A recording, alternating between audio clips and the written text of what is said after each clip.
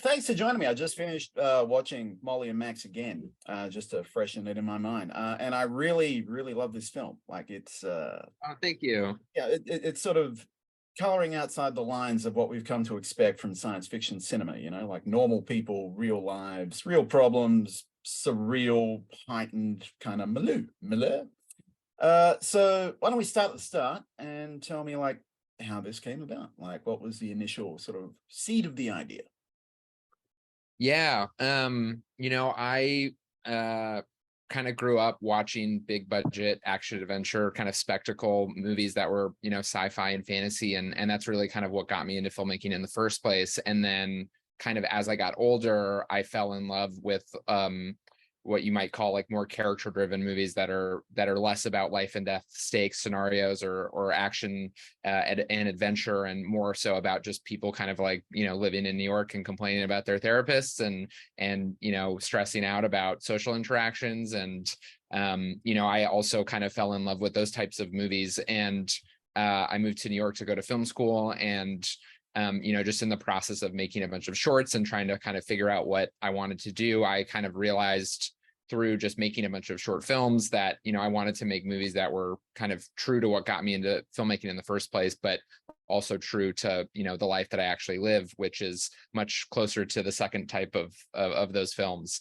And so, I had been working on another project and trying to get a movie off the ground for almost 7 years, and it looked like we had a bunch of good momentum to make that happen. And then the pandemic hit and everything kind of collapsed. And I think like so many people, I suddenly had a lot of time on my hands, and I went back and just started rewatching some of my favorite movies, and eventually kind of came upon When Harry Met Sally. And it's such a beautiful film, and it's really like a perfect masterpiece, and I wouldn't change a thing. But it also very much like feels of its time, and it was interesting to watch it in the height of COVID, and just feel like you're watching this universe where like people do not talk about the outside world, and there's something very nice and simple and comforting about the fact that it is just these two people and it's so focused on them. But I kind of found myself thinking, how could you make this movie today? And how have relationships changed since that movie was made? And I think so much of just being able to get through the pandemic was because I had a really supportive partner, and who my wife, and she I think going through these world changing events, it does put strain on your relationship, and you have to lean on your friends and your family and your community, and to not kind of acknowledge how absurd and stressful it can feel to be alive today. I wanted to kind of tell a modern love story that kind of is also about that feeling of just kind of feeling overwhelmed with the way that the world is going. No, I think you nailed it. Absolutely. Thank A lot of my favorite sci-fi is sort of satirical in nature anyway. Like I'm a 2000 AD guy. I read a lot of Vertigo comics coming up, Paul Verhoeven films, a lot more Yeah. violent than yours, but dealing with the absurdity of life as well. Who are you guys? Like, who are your guys? Who are you drawing on? Who are your influences? My first like favorite sci-fi author is probably Kurt Vonnegut. Oh, And just to read Slaughterhouse-Five, and see like, oh my God, this is a book that's about some of the darkest feelings you could ever have, and darkest experiences you could ever have, and how absurd they can feel, and kind of mix this really silly, over the top, insane comedy with very kind of like dark and grounded and bleak circumstances. I thought I just had never read anything like that. And he has a lot of sci-fi elements that like weave through a bunch of different books of his. And then Douglas Adams was Hitchhiker's Guide was like one of the first sci-fi books I read when I was growing up that really kind of influenced me, and was like, oh, you can be funny and do this. And of course Star Wars is undeniable, and it was just a huge part of my childhood. So I'd say like George Lucas, Douglas Adams, Kurt Vonnegut, and maybe a little Philip K. Dick in there as well. I was like, is he going to mention Philip K. Dick? Because like at some point you got him. So, oh yeah, he nailed it at the end. Yeah. Uh, Tell me about the production process. Like you said that this started development during the pandemic. Were you working under like COVID restrictions when you were filming? Like, was there anything that affected how you had to shoot the film? Yeah, it was so I wrote it right kind of at the beginning of the pandemic, and then we spent about 18 months building out all of the backgrounds. I wrote it at the beginning of the pandemic, and then we spent about 18 months kind of building out the universe of the film, building all of the miniatures and building out the backgrounds that these characters were going to be in front of. And then we brought those to set. And for a portion of the film, we shot it on an LED screen, which is, just like The Mandalorian, where it's basically a giant TV screen behind you. And then we shot another portion of the film that was like rear screen projection. So the same thing, but just with a projector. And then we also shot a lot of green screen. And so we shot it over the course of 4 weeks. Majority of the time our crew was about 9 people. It was very, very small. And it was past the peak of the pandemic. This was we finished filming it about almost exactly a year ago. And we we're wearing masks every day, but and then the big thing that happened was that on the very first day of shooting, our first AD, who's the person responsible for kind of helping you run the set and keep you on time and stay organized, she tested positive the very first test of the very first day. And so the entire first week she could not be there, and so we had to shoot without a first AD, which is really difficult. And but we just kind of had to do it, and we sucked it up, and everybody was a champ about it. So we got through it, but it definitely sucks to wear a mask on set, and it seems like that is going away now. And so it's nice to kind of be able to back to like seeing people's faces. I'm not sure what your budget was, but I'm going to assume it was fairly low. But how did that restrict your ability to sort of build out the world that you wanted to portray? And how did like the rise of digital tools for low budget filmmakers enable you to do that, if it did at all? Like, what was the interplay there between like resource and intention, I guess? Yeah, it was considered at every single step of the way, because we 90% of the visual effects in the movie were done by me and Zach, the DP. And we often use a technique called kit bashing, where you take a bunch of different things that are that kind of already exist, and then you paste them together in order to make something unique and that doesn't look like just a carbon copy. And so we found a lot of 3D models online, and 3D printed them, and then would add things on top of them, and starting from model kits. But it was always like in the writing process, it was like I have an idea for what I want to have happen in this scene, and I think if I set it on a rooftop, then I could build a miniature cityscape. And then I would write a draft of it, but before falling in love with like, oh, it needs to be there, I would go and then do a bunch of research and Google what can I buy 25 buildings for $5 each, and then if we 3D print air conditioners, can we put those on top? And so there was a lot of like back and forth of like, okay, I think this is what I want it to be. Can I actually pull that off with the amount of resources that we have and our 2-person team?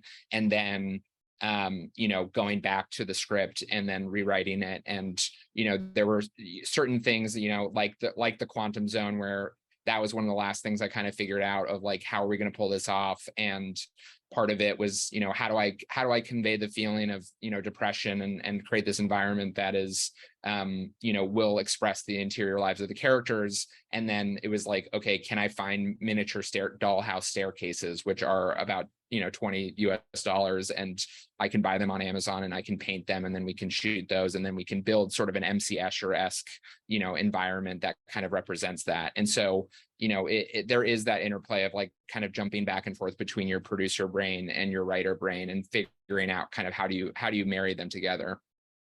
Okay. The world you present is very chaotic, and it very much represents our world. Like it, yeah, I felt the feelings I think you were trying to evoke. Having read the other day about an AI recipe bot, which gave someone a recipe for chlorine gas, out of normal household items. I Oh think my that God. every time I think that that I'm overreacting to the chaos and the surreality of the world reminds me that I'm not. I'm probably underreacting. Which Yeah. is a long way to ask. Like, is there an underlying logic to the universe that you're presenting? Like, does it all make sense off camera? Or is it more just a sort of scattershot collection of tropes designed to evoke the chaotic feeling of our current horrible moment in time? Yeah, I mean, for me, it always comes back to like being motivated by character. And so, going back to kind of what I was saying about the quantum zone, is like I want an environment to represent that it was supposed to evoke the feeling of depression or feeling lost. And so all of these, staircases where you don't know what is up and what is down. And I think, throughout the film, whether Molly goes on her adventure to Mobius and Max, builds a sentient robot that he dates, for me, it was always like, what's the human experience that we're trying to convey, whether it's dating someone who's kind of a shitty boyfriend who kind of gaslights you, or dating a person who you don't actually have that much in common with, but it's a relationship of convenience. And so for me, it's always like that's where the logic comes in, and that's where you express the feeling. And then how do you take those feelings and use metaphors and allegories to kind of turn them up to 11. What was your casting process like? We had a really amazing casting director, Kate Geller, and we wanted to, I wanted to find people that would really kind of bring their own opinion and bring their own sense of humor to the film, and really make the characters their own, because so much of a rom-com just depends upon the chemistry of the leads and whether or not you believe them as real people. And we were lucky enough to have 5 days of rehearsal, and part of the reason I picked Sasha and part of the reason I picked Ari is that Ari is a stand-up comedian. He writes his own material. He has opinions on things. He's able to create. And I knew that involving someone like that was going to just make the film better. And then, with Zasha, she has such a extensive body of work, and she has so much experience as an improviser. And, she was always one of my favorite parts of the show Girls back in the day. And her work, I think, just speaks for itself. And so, she also has like a very inherent personality where she's such a trained actor and she has so much experience, but where she has so much range, but I also feel like she brings her perspective to like all of her roles. And so for me, that they, so much of it is kind of figuring out, how do you find people that have enough in common that you believe that they're together in a relationship, but they aren't too similar that the characters bleed together, but they also aren't too different that you never would believe that they could end up together. And so part of that was also in the rehearsals, working with them, figuring out how do we make you guys different, but still have the same voice of the movie, and have enough overlap and enough connection between you guys that people buy it. Okay, yeah. Like I was aware of Zasha's work, but Ari's just a fresh face to me. Didn't catch him on Saturday Night Live. Doesn't have a massive cultural footprint here, apart from the classics. So yeah, he really impressed me. Like I will be keeping an eye out for him going forward. Yeah. Just yeah, it's always great to see someone new and go like, oh yeah, that's someone I'm going to be watching for like the rest of my life. Yeah. Do you consider yourself a genre filmmaker, or did you just sort of like take genre in order to talk about what you wanted to talk about in a different way? Like, do you I think you're definitely slaving away here in the genre ghettos with us? Yes, I definitely consider myself a genre filmmaker, and I'm proud of it. And I love stuff that's also not genre, but I think all of my favorites are. And it's something that I love working in it, because I think it gives you as a creator like a set of expectations that you have the opportunity to kind of upend and subvert and show people something that's familiar, and kind of hook them with stuff that you also find interesting and captivating, but kind of put your unique spin on it. So I'm happy to be part of the genre community. Good answer, considering this is for a science fiction film festival. If you Yeah. thought about something about elevated genre, I would have just terminated the call. Yeah. What's up next, man? This is your first feature, and you should be extremely proud. Like, I think it kicks a lot of ass. And it's a very singular voice. Like, I got a real sense of what you were trying to do, and I think I've got an idea of what you might sort of do in the future. But let's get down to specifics. What's up next? I have 2 other movies that I wrote that are in a similar kind of style where, you know, it's lo-fi, but at the same time, I think pulled off at a very high level. And so I'm trying to get those made, and they're both science fiction films. They both have elements of action adventure. One's kind of more of a love story, and the other one's kind of more of a buddy comedy. And so those are kind of my 2 top priorities. And then I'm starting to write new things, and would love to maybe adapt Molly and Max into a TV show. So gonna see what happens next. Everything's kind of on hold right now because of the writer's strike in the US. But hopefully that will get resolved soon, and everyone can kind of get back to work. So yeah, you're speaking as a director right now, not as a writer. I think we should clarify that. Correct. Yes. Yeah. I'm also not technically in the WGA yet. But I plan to be, and the entire industry kind of has shut down in solidarity as well. Yeah, solidarity, baby. Gotta have it. Is there anywhere we can see your earlier shorts? I was looking through your IMDb. You got a few shorts under your belt. Are they available online? Are they on your website? Yeah, they're all on my website, michaellitwak.com, and which is the same website as mollyandmax.com.